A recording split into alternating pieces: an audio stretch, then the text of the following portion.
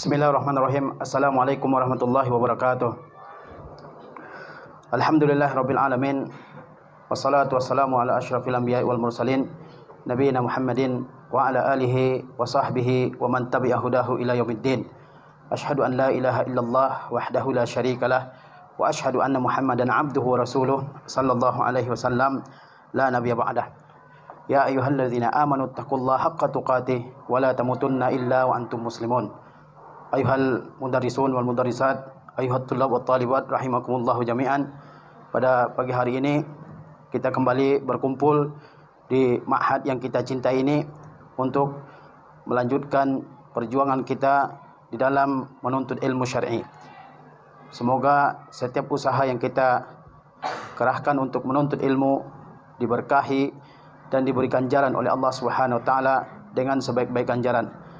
Salawat beserta salam senantiasa kita hadiahkan buat Nabi kita tercinta Muhammad sallallahu alaihi wasallam beserta keluarga, para sahabat, tabi'in, atba'ut tabi'in serta para ulama as-salaf yang telah mendahului kita semua, serta juga untuk orang-orang yang senantiasa mengikuti sunnah Rasulullah sallallahu alaihi wasallam di dalam setiap sisi kehidupan. Sesungguhnya sebaik-baik petunjuk adalah sunnah Rasulullah sallallahu alaihi wasallam. Dan setiap sunnah yang kita lakukan dalam kehidupan kita akan membawa kebaikan bagi kita di dalam kehidupan di dunia dan di akhirat. Oleh sebab itu, kita senantiasa berusaha untuk mempelajari dan mengaplikasikan, mengamalkan setiap sunnah yang diajarkan oleh Rasulullah SAW, baik dalam perkara yang kecil maupun dalam perkara yang besar. Ayuhat tullab wa talibat rahimakumullah. Pada pagi yang berbahagia ini, Ustaz akan menyampaikan apel tausiah dengan judul Manzilatul Masjidil Aqsa wa Asbabun Nasr, yaitu kedudukan Al-Masjidil Aqsa dalam pandangan kaum muslimin wa Asbabun Nasr, dan juga sebab-sebab kemenangan kita di dalam menghadapi musuh-musuh Islam. Sesungguhnya kita mengetahui bahwa Al-Masjidil Aqsa memiliki kedudukan yang sangat tinggi dalam agama Islam, memiliki tempat yang sangat mulia di dalam agama kita, agama Islam. Al-Masjidil Aqsa merupakan tempat Isra'nya Nabi kita Muhammad sallallahu alaihi wasallam. Kita mengetahui bahwa salah satu peristiwa bersejarah dalam dakwah Islam adalah peristiwa Al-Isra wal Mi'raj. Al-Isra artinya perjalanan pada malam hari yang dilakukan oleh Rasulullah sallallahu alaihi wasallam ditemani oleh Jibril menaiki seekor hewan dabbah yang disebut dengan burak dari Makkah ke negeri Syam, ke negeri Palestina, tepatnya ke Al-Masjid Al-Aqsa. Jadi Al-Masjid Al-Aqsa merupakan tempat Isra'nya Rasulullah sallallahu alaihi wasallam, dan di sana beliau melakukan salat dengan para nabi yang lain sebagai seorang imam. Al-Masjid Al-Aqsa juga merupakan kiblat pertama kaum muslimin. Kaum muslimin diperintahkan oleh Allah SWT salat ketika mereka masih berada di Makkah. Belum lagi mereka hijrah ke Madinah. Selama 17 atau 18 bulan mereka salat menghadap ke Al-Masjidil Aqsa. Ketika mereka hijrah ke Madinah dan Rasulullah SAW berkeinginan supaya Allah Subhanahu wa taala memindahkan kiblat dari Al-Masjidil Aqsa ke Baitillahil Haram.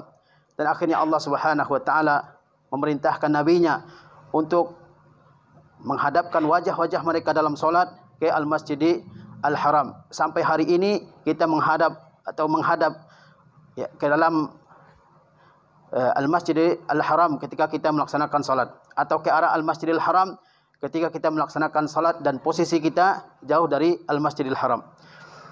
Kemudian Al-Masjidil Aqsa merupakan tempat tinggalnya para anbiya, para rasul. Mereka berdiam diri di sana. Jadi tempat ini tempat yang mulia. Kita mengetahui Nabi Musa alaihissalam, Allah perintahkan dia dan kaumnya untuk masuk ke negeri tersebut. Allah perintahkan Nabi Ibrahim alaihissalam untuk hijrah ke tempat tersebut. Nabi Daud, Nabi Sulaiman, Yahya, Zakaria, Isa, semuanya bertempat tinggal di negeri yang penuh dengan keberkahan ini, negeri Syam, negeri Palestina. Dan kita sebagai kaum muslimin selalu hati kita tertambat, terikat dengan masjid yang mulia ini, Al-Masjidil Aqsa. Seorang muslim pasti hatinya tertambat dengan 3 masjid yang dimuliakan di dalam Islam. Bukan berarti masjid-masjid lain tidak dimuliakan, tapi ada 3 masjid yang paling mulia dalam agama Islam, yaitu Al-Masjidil Haram, Masjid An-Nabawi, dan juga Al-Masjidil Aqsa. Setiap kaum muslimin pasti hatinya terikat, tertambat dan sangat cinta kepada 3 masjid ini. Hati mereka selalu ingin beribadah, berkunjung ke 3 masjid tersebut. Kemudian solat di Masjidil Aqsa dilipat gandakan pahalanya oleh Allah Subhanahu wa taala. Sebagaimana nanti kita akan lihat bagaimana Nabi Sulaiman alaihissalam berdoa kepada Allah Subhanahu wa taala agar setiap orang yang salat di Masjidil Aqsa ini diampuni dosanya oleh Allah Subhanahu wa taala. Ayuhat tulab wa talibat rahimakumullah. Sesungguhnya Al-Masjidil Aqsa memiliki keutamaan yang sangat banyak baik dalam Al-Qur'anul Karim maupun dalam sunnah An-Nabawi Asy-Syarifah Al-Mutahharah.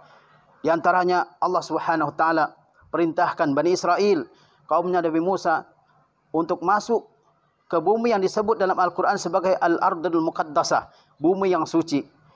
Kata Allah Subhanahu wa taala melalui lisan Nabi Musa alaihi salam, "Ya qaumi dukhulul ardal muqaddasata allati kataballahu lakum."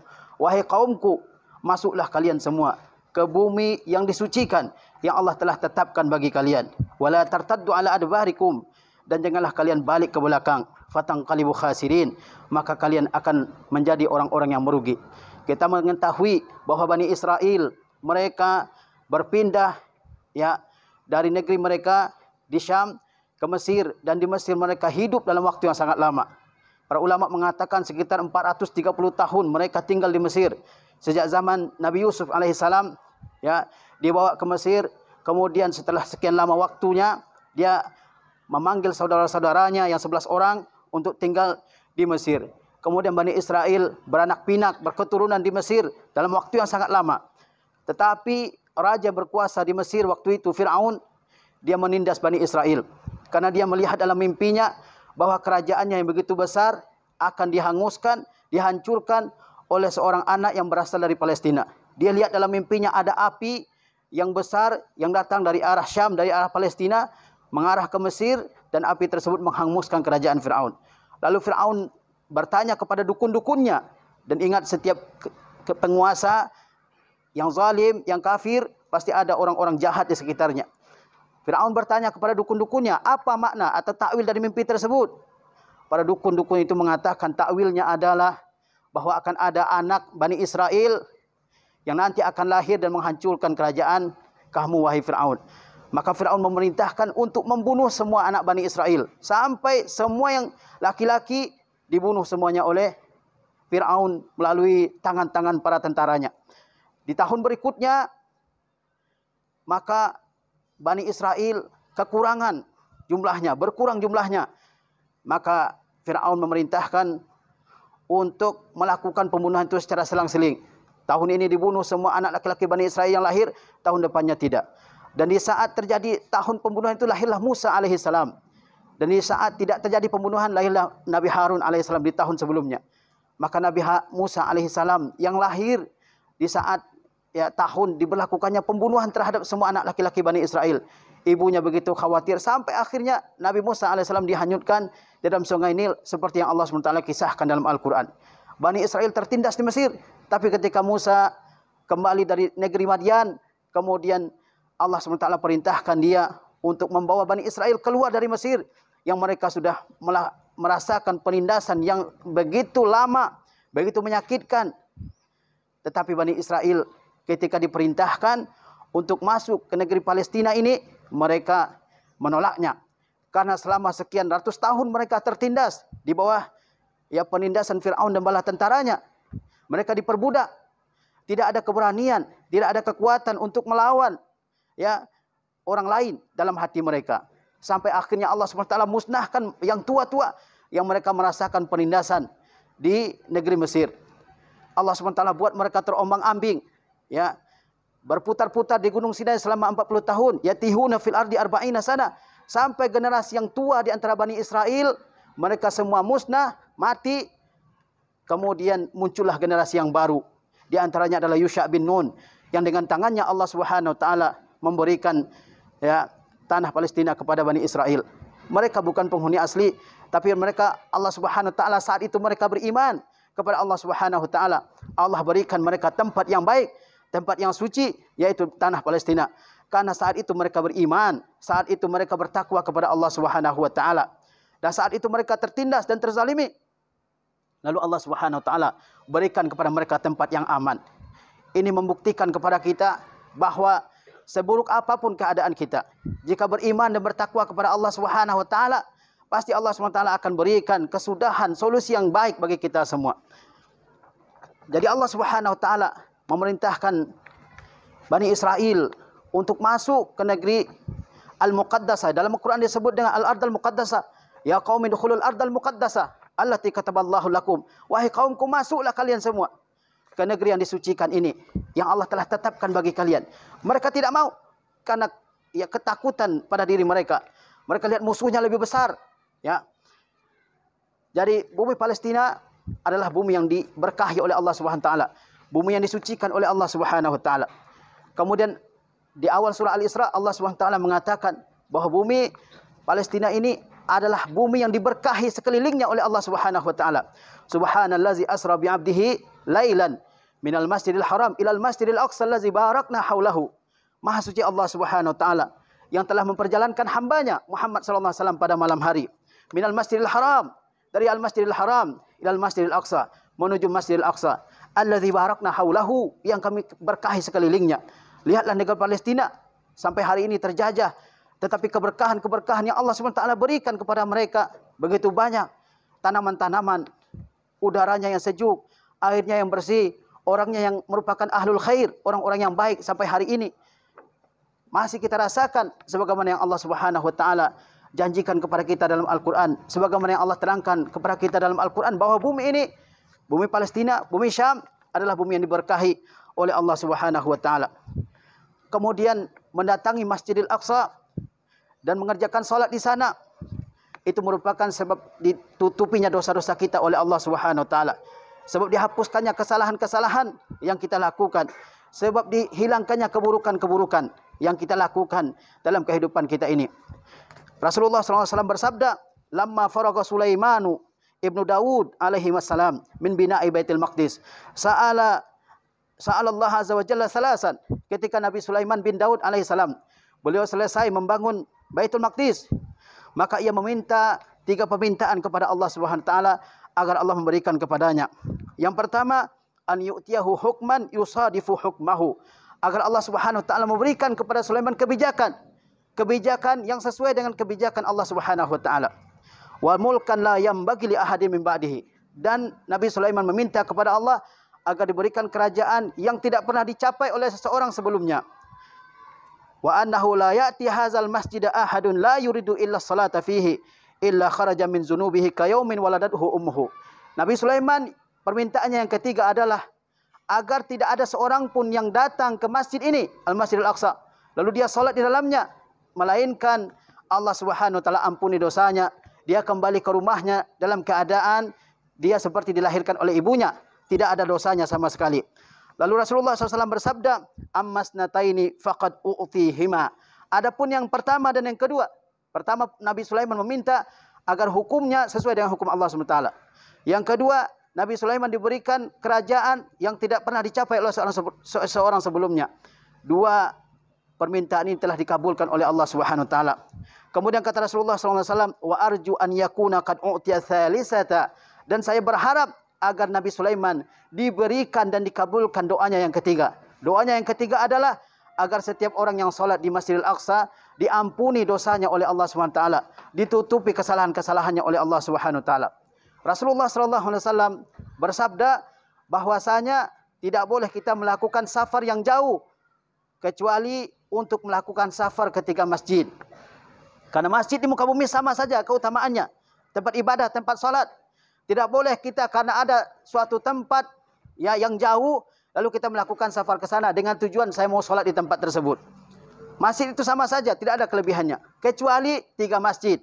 Boleh kita melakukan safar yang jauh, ar-rihal, boleh melakukan safar dari negeri kita ke sana ya dengan tujuan untuk beribadah di 3 masjid tersebut. Kata beliau, la tushaddur rihal illa ila 3 masajid.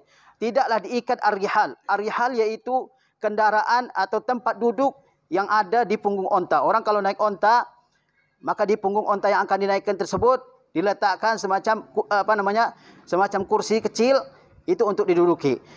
Dan itu diikatkan di punggung onta ketika seseorang mau melakukan perjalanan yang jauh. Pada zaman dahulu seperti itu. Seperti pelana pada kuda. Terkait dengan onta disebut dengan ar-rihal. Tidak diikatkan ar-rihal, yaitu kursi yang ada di punggung onta, kecuali untuk melakukan perjalanan ke 3 masjid. Apa masjid itu? Al-Masjidul Haram, yaitu Al-Masjidul Haram di Makkah. Wa masjidi haza, dan masjidku ini kata Rasulullah SAW, di Al-Madinah Al-Munawwarah, wal Masjidul Aqsa, dan Masjid Aqsa. Disebut dengan Al-Masjidul Aqsa, masjid yang paling jauh. Makna Al-Aqsa adalah yang paling jauh. Sebab di masa Rasulullah SAW, tidak ada masjid yang lebih jauh daripada Al-Masjidul Aqsa. Maka dia disebut dengan Al-Masjidul Aqsa. Hari ini kita lihat Al-Masjidul Aqsa sedang dikuasai oleh salah satu musuh yang paling berat bagi umat Islam, Al-Yahud, laknatullahi alaihim. Kaum Yahudi, semoga Allah Subhanahu wa taala membalas mereka dengan balasan yang setimpal atas setiap kezaliman yang mereka lakukan terhadap kaum muslimin. Kita mungkin bertanya-tanya, kenapa Allah Subhanahu wa taala begitu lama memberikan cobaan kepada kaum muslimin? Entah berapa banyak kaum muslimin yang sudah meninggal di negeri tersebut. Semoga Allah Subhanahu wa taala menerima mereka sebagai syuhada di hadapan Allah Subhanahu wa taala. Entah berapa banyak mereka yang terbunuh, yang tertembak, yang terhimpit oleh bangunan-bangunan yang dihancurkan. Entah berapa banyak mereka yang terusir dari negerinya. Entah berapa banyak darah yang tertumpah di negeri tersebut. Kita mungkin bertanya-tanya, limaza? Kenapa Allah Subhanahu wa taala menimpakan cobaan yang begitu berat kepada kita? Perlu antum ketahui semua bahwa kaum muslimin semuanya bersaudara. Al-mu'min lil mu'min kal bunyan. Orang mukmin bagi mukmin yang lain seperti satu bangunan. Yashuddu ba'dahu ba'da. Sebagian mengencangkan, menguatkan sebagian yang lain. Apa yang mereka rasakan juga harus kita rasakan. Sebagaimana dahulu ketika negeri kita ini terjajah, mereka di negara-negara Arab sana juga merasakan apa yang sedang kita rasakan di negeri kita ini, berupa penjajahan oleh Belanda, oleh Jepang dan sebagainya. Kita mungkin bertanya-tanya, kenapa begitu lama negeri kaum muslimin ini dijajah oleh musuh kita Al-Yahud? Perlu kita mengetahui bahwasanya di antara sebab lamanya musuh berkuasa terhadap kita adalah bisababiz dzunub wal ma'asi, dengan sebab dosa-dosa dan maksiat-maksiat yang dilakukan oleh kaum muslimin. Inilah sebab utama kenapa begitu lama musuh berkuasa terhadap kita. Karena maksiat yang dilakukan oleh kaum muslimin. Karena dosa-dosa yang dianggap enteng oleh kaum muslimin. Bukankah Allah Subhanahu wa taala berfirman dalam Al-Qur'an, "Wa ma asabakum min musibatin fabima kasabat aydikum wa ya'fu an katsir." Dan tidaklah ada musibah yang menimpa kalian kecuali disebabkan oleh kejahatan tangan kalian. Tidaklah Allah Subhanahu wa taala menimpakan suatu musibah kepada kalian kecuali karena kejahatan tangan kalian. Karena kalian melakukan dosa. Wa ya'fu an katsir. Dan banyak yang Allah SWT maafkan dosa-dosa kalian. Seandainya setiap dosa Allah berikan hukumannya kepada kita, maka mungkin kita semua akan binasa. Banyak yang dimaafkan oleh Allah SWT. Banyak dosa yang diampuni oleh Allah SWT. Dan sebab berkuasanya musuh terhadap kita adalah karena kita berpaling dari agama Allah SWT. Kita mengabaikan agama Allah SWT dalam kehidupan kita ini. Kita melantarkan agama Allah SWT. Wa man a'rada an dzikri fa inna lahu ma'isyatan danka wa nahsyuruhu yaumal qiyamati a'ma. Barang siapa yang berpaling dari agamaku, kata Allah Subhanahu wa taala, maka akan kami berikan kepadanya kehidupan yang sempit, yang sulit, seperti yang kita rasakan pada saat hari ini. Lihatlah negeri-negeri kaum muslimin, begitu banyak kesyirikan yang menyebar di tengah mereka dan dianggap sebagai suatu hal yang biasa. Kubur-kubur yang disembah, wali-wali Allah yang disembah padahal sudah mati. Mereka minta kesembuhan, meminta rezeki, meminta kelapangan kehidupan kepada wali-wali yang telah dikubur. Padahal selama wali itu hidup tidak diminta. Setelah dia mati, mereka berbondong-bondong memintanya. Banyak persembahan-persembahan, sesajen-sesajen yang dipersembahkan kepada orang-orang yang sudah mati. Nazar-nazar yang disembahkan kepada para ulama yang telah meninggal, kepada wali-wali Allah Subhanahu wa taala. Padahal itu merupakan kesyirikan. Apabila kita meminta, mintalah secara langsung kepada Allah Subhanahu wa taala. Wa iza sa'alta fas'alillah wa iza sta'anta fasta'in billah. Kalau kamu meminta, minta kepada Allah Subhanahu wa taala. Meminta tolong, minta kepada pertolongan kepada Allah SWT. Harusnya seperti itu. Lihatlah negeri-negeri kaum muslimin. Apa yang berkembang di negeri tersebut? Apakah fikrah Islamiyah, pemikiran Islam? Yang berkembang adalah pemikiran sekulerisme, liberalisme, dan sebagainya. Mereka mengagung-agungkan pemikiran tersebut. Mengabaikan Islam. Bahkan menganggap Islam sebagai pemecah belah suatu bangsa. Inilah sebab kehinaan umat Islam. Lihatlah betapa banyak bid'ah-bid'ah yang dikerjakan di negeri kaum muslimin ini. Dan dianggap sebagai suatu hal yang biasa. Dianggap sebagai suatu hal yang sudah lumrah. Bahkan dianggap sebagai suatu hal yang ibadah. Padahal setiap bid'ah yang kita lakukan akan menjauhkan kita dari sunnah Rasulullah SAW. Tidaklah dikerjakan suatu bid'ah kecuali mati sunnah yang menjadi lawan daripada bid'ah tersebut. Lihatlah kita kaum muslimin, bagaimana muamalahnya. Begitu banyak riba yang mereka lakukan dalam kehidupan mereka. Hampir 60% kaum muslimin di negeri kita Indonesia ini saja, mereka melakukan riba, transaksi riba, pinjaman online dan sebagainya. Mereka anggap enteng. Padahal Allah SWT sudah menjanjikan perang terhadap orang yang makan riba dalam kehidupannya. Lihatlah betapa banyak anak-anak muda kaum muslimin yang tidak mengenal para sahabat. Mereka kenal pemain bola, mereka kenal artis-artis Korea, artis-artis barat, tapi tidak kenal para sahabat Nabi Ridwanullah Ta'ala alaihim. Bagaimana kita akan mencontoh para sahabat dalam jihadnya kalau kita semua tidak kenal mereka? Kalau disuruh menyebutkan 10 orang nama sahabat saja, tidak tahu. Tapi kalau 10 pemain bola, oh langsung. Ya. Jadi apa isi kepala kita? Nah, itulah. Apakah kita yang akan menjadi orang-orang yang memerdekakan Al-Quds, sementara kita semua tidak dekat dengan Rabb kita? Ini harus menjadi koreksi atas diri kita semua. Mari kita bertobat kepada Allah Subhanahu wa taala. Mohon ampun kepada Allah Subhanahu wa taala atas setiap kelalaian kita. Dan Al-Quds itu, Palestina itu adalah tanggung jawab kita semua kaum muslimin, bukan tanggung jawab mereka. Tapi tanggung jawab kita semua kaum muslimin. Apapun yang bisa kita lakukan untuk membantu mereka. Terutama berdoa kepada Allah Subhanahu wa taala. Tidak ada sesuatu yang lebih mulia di sisi Allah Subhanahu wa taala melebihi doa. Apalagi orang-orang yang tertindas dan terzalimi, doanya dikabulkan oleh Allah Subhanahu wa taala. Bahkan kalau kafir sekalipun, kalau dia terzalimi, tertindas, dia berdoa kepada Allah Subhanahu wa taala, Allah akan kabulkan. Maka sering-seringlah kita berdoa kepada saudara-saudara kita, untuk saudara-saudara kita di negeri Al-Muqaddasah, di negeri Palestina. Kita lihat zaman sekarang ini, kaum muslimin begitu lemah. Mereka tidak berusaha sekuat tenaga yang mereka miliki untuk bersaing dengan negara-negara kufar di luar sana. Tidak memiliki persenjataan seperti mereka. Kenapa kaum muslimin tidak belajar sebagaimana mereka belajar? Antum bayangkan. Ya, di Israel hari ini persentase buta hurufnya cuma 0,1%. Sementara di negara-negara Arab sampai 40%. Coba bayangkan. Lemah kaum muslimin. Itulah sebabnya kita tidak bisa membebaskan mereka pada zaman sekarang ini. Mereka kuat dari segi persenjataan. Mereka maju dari segi teknologi. Lalu kita apa? Lalu kita malas-malasan berusaha, belajar, sehingga bisa mengimbangi mereka semua. Itulah sebab-sebab terjadinya penjajahan yang begitu lama di negeri yang diberkahi oleh Allah Subhanahu wa taala ini.